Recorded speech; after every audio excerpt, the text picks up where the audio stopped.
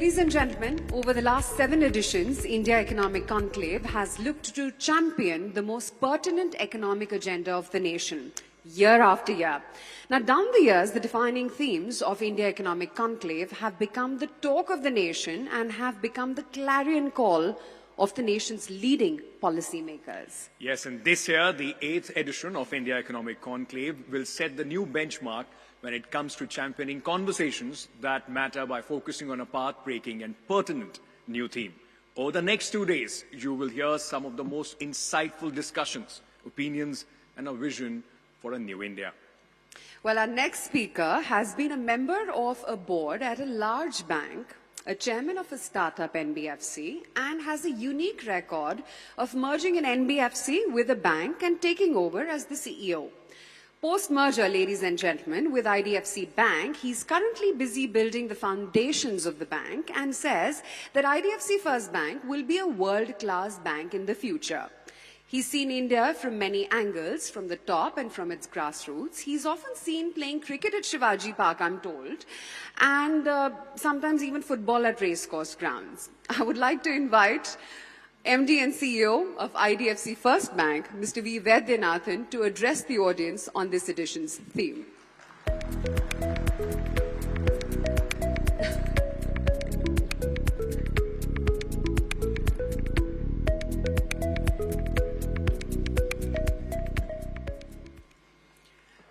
Good morning, ladies and gentlemen. Thank you for that introduction and reminding me of cricket and football, so thank you very much. Good morning, ladies and gentlemen. Happy to see Mr. Anurag Thakur, Minister of INB and Sports, Mr. Vineet Jain, Group MD, Times Group, Mr. M.K. Anand, Times TV Network MD. Ladies and gentlemen, thank you very much for joining on this very, very important discussion that we're going to have over the next 2 days. I think the last penultimate year, the subject was aspiring for a $5 trillion economy. That was a very important subject of the moment. The next year was, I think, aspiring or probably putting together the roadmap to make it happen. I think it was called aspiration to action. And this year, away from those subjects, it's called the Great Indian Democratic Dividend. So when this subject was suggested to me or asked to speak on this subject, I very much loved it. It's a little offbeat than just talking about demography. Now, frankly, demographic dividend, which is the more common used term, is also very important because the concept is that India is young, 50% of India is less than 25 years old, and therefore we need to grab the moment when people are young, the habits are young, the energy is high, and how India can, catapult itself into another orbit. But democratic dividend, as different than demographic dividend, also is about a form of governance, and it is in fact an independent vector from demographic, because in this form of governance, what are the strengths and what are the pitfalls, and how we navigate the pitfalls is a completely different vector to talk about. So, oftentimes, of late, when we talk of the word democracy, you may have often heard the term democratization. Now, democracy, as all of us know, is a form of governance, which is by the people, for the people, of the people. And, free and fair elections, everyone has a right to vote, a clean, transparent government, checks and controls, aspiring for growth, aspiring for welfare for people. That's like democracy. But democratization, as is common used these days, is about how services or privileges that were available to people at the top of the pyramid, how it can go down to the last mile and bottom of the pyramid, is the form that is used for democratization. That's why you'll often hear the term democratization of credit, through technology, democratization of financial services, democratization of education, and you hear those terms these days, democratization. So that's kind of context. And that is in a way saying that how can these services reach the last mile? So seen in that light, frankly, since I was the opening speaker or among the opening speakers, I actually put some numbers together for you to kind of set the context for the discussion. If you see the number of bank accounts in the country, through Jan-Dhan, we call it democratization of bank accounts or financial inclusion, 450 million accounts got opened in the last maybe 5 or 6 years, particularly in that flash opening of accounts between 2014-15 or 16. And mobile numbers got seeded into them. That's a very massive infrastructure creation done at the very grassroots level. And the impact is not just opening the accounts. In 14-15, the direct benefit transfer into these accounts, direct benefit transfer by the country into these accounts was 39,000 crores, which is practically the first year. And you know before that what was going on and how money reached the poor and what percentage reached the poor. In 21-22, this amount moved from 39,000 crores to, in 2014-15 to 5,73,000 crores in 21-22. Something sensational. And by the way, this 5,73,000 crore includes both the amount that is reached through direct cash into accounts as well as reached in kind through like fertilizer, etc. Now, during this period of 14-15 to date, which is 21-22, during the cumulatively, direct benefit credit was 22 lakh crores. That is $300 billion has reached the public of the country in a direct way. And I think this is something sensational the country has achieved. The second number, which is important to note, that because of the leakage for duplicate accounts, fake accounts, and so on, ghost accounts, when proxied, basically the national savings is 2.22 lakh crores of $300 billion. What's the saving? Okay. Now, then you have this number about payments. We know the payments in UPI, I won't go there, basically all of us know the numbers, but basically last month alone, close to 9.6 trillion rupees, that's 9.6 lakh crores, was transacted through UPI. And basically what is UPI? UPI is enabling transactions at really the bottom of the pyramid, and that's 540 crore transactions. And considering India has about 140 crore people, you notice that about like close to about 4 or 5 transactions per person in this country has happened on UPI. Electricity access. In the Saubhagya scheme, India has had electrified 28 million households in the last 6 years. 28 million households for the last 75 years after independence did not have electricity, and they've got electrified. We may not experience in this room, but I can tell you that it is really making an impact on those 28 million people. Cooking gas. The number of cooking gas connections has increased from 160 million LPG customers in 5 years ago to 291 million. That's a growth of 130 million cooking gas connections. Now, internet subscription. Right now, the numbers are close to about 800 million. We know the number 2 years ago was close to about 600 million. So, internet connections are really growing. And by the way, therefore, this movement of e-health, e-services, e-education, e-governance, this whole thing that's happening in India is truly creating more democracy than, and is making it more democratic than any form of government ever did. Now, I want to just share with you that these numbers of roads, electrification, toilets, and so on are not just numbers that we pick from government sites or what we hear about. I want to just show you a quick presentation about something about where we went and met some villages. Can someone help me with this? तो मतलब अगर साल में आपका 1-1.5 लाख का कमाई है तो मतलब महीने का 10,000 एक परिवार में, उसमें 10 लोग रहते हैं और निकल जाता है। शौचालय क्या करते हैं लोग? सर घर पे, सबके घर में हर परिवार पे एक शौचालय, हर परिवार में। ये कब से आया है? ये सर अभी पिछले साल 2013 के बाद से। 2013 के बाद से। उसके पहले लोग क्या करते थे? जंगल में जाते। जंगल सच्ची में शौचालय देखें तो उसका जो सामान वगैरह कहाँ जाता है? शौचालय का सफाई कैसे होती है? Safety tank. तो जब शौचालय बना उसके साथ में टैंक भी बनाना पड़ेगा। हमारे बैंक से आप में से कितने लोगों ने कर्जा लिया? हाथ है उठाए? सर वो करीब है 12 बैंक से लिया। तो बड़ा हाथ उठाइए। हम आपने कितना लोन लिया? सर मेरा 2.5 लाख का। 2.5 लाख का 9,710 रुपए किस्त आती है। महीना का लोन लिया? बस आईडीएफसी से। किस चीज का लोन लिया? आपने भी दूध दूध पे ही लोन लिया। सब दूध पे ही है ये। और किन्होंने हाथ उठाया था? आपने भाई साहब किस चीज का लोन लिया हमसे? दूध पे लिया हाँ जी, मतलब दूध पे लिया का मतलब क्या है एक्चुअली? जानवर लाए उससे दूध जानवर लाते हो, तो एक गाय कितने का आता है? 40,000-50,000 आपने कितने गाय खरीदे उससे? 3 गाय। हाँ, 3 गाय है। तीन घर के भी जानवर है। ठीक है, तो 3 गाय खरीदे आपने, तो 3 गाय कितना दूध देती है? 6-7 लीटर दूध दे देती है। एक गाय देती है, और कितने में बिक जाता है? 6 लीटर कितने में बिक जाता है? ये 40 का भाव में जाता है। तो 40 गुना 6, तो 240 रुपया,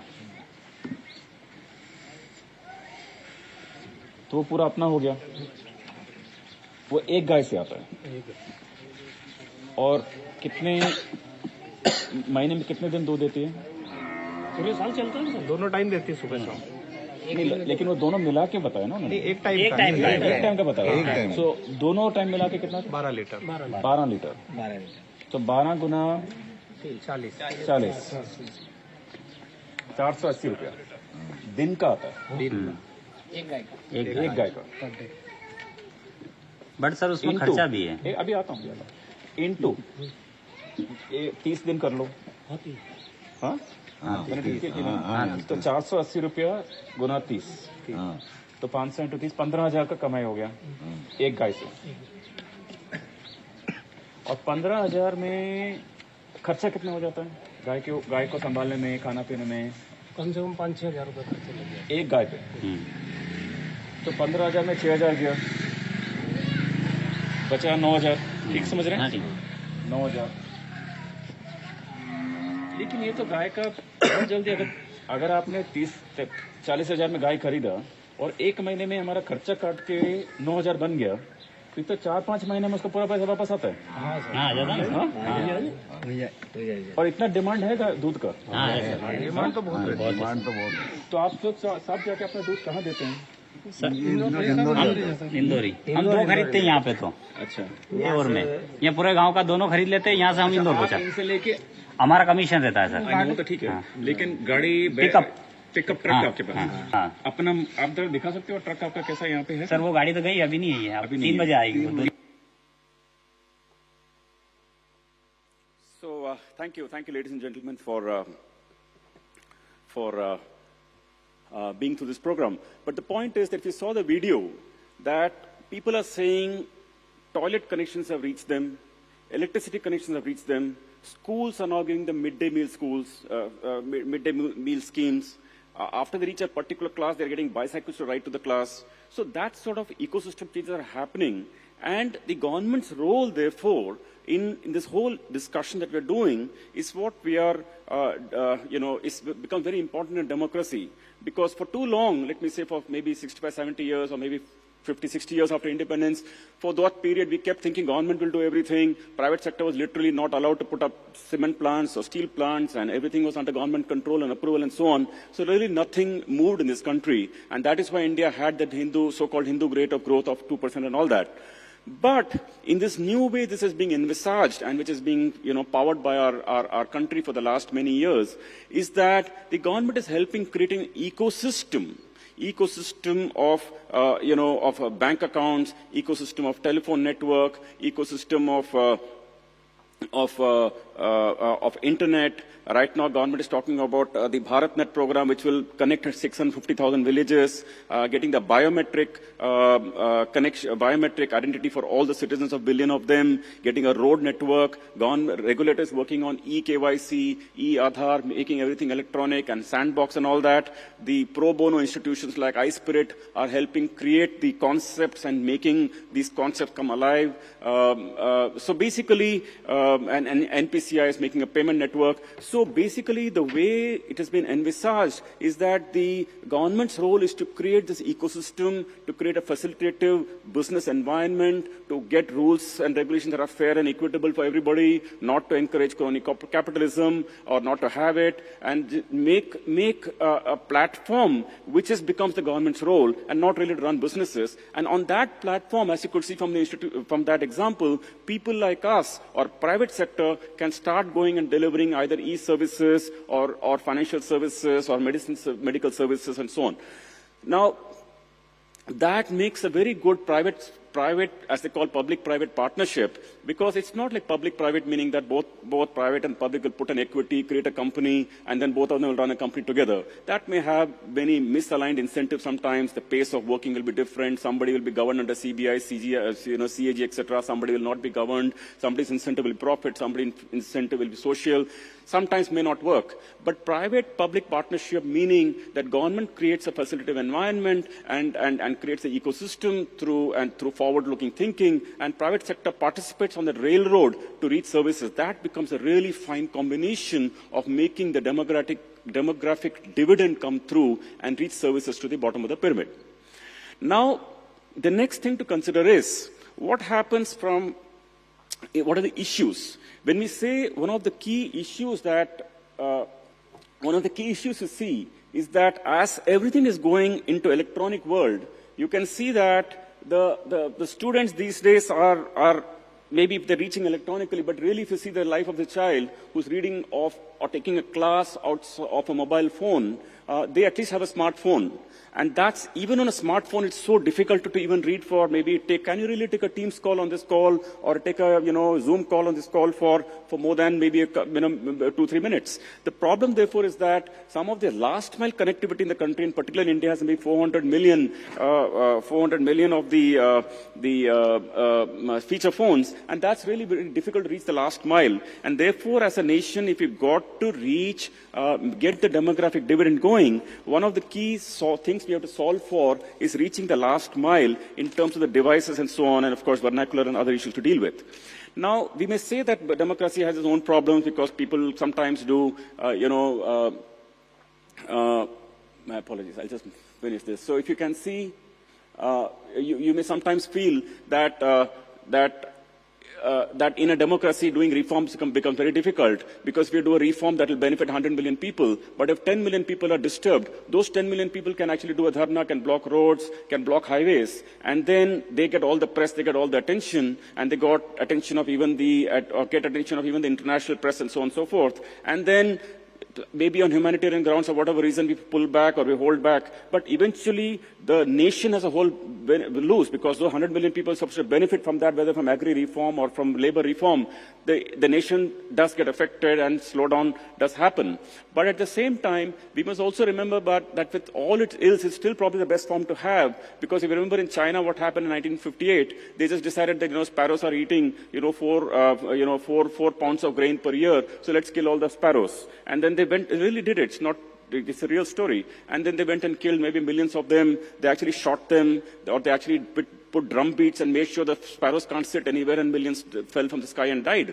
But then finally they figured out that the harvest was not going up because now pests came and there were no sparrows were eating the pests. So such kind of crazy decisions can be done sometimes in autocracies. In our democracy, we go a little slow because of all these complications we deal with, but at least the nation moves forward, and then it does get a progress. A similar example is the one-child norm.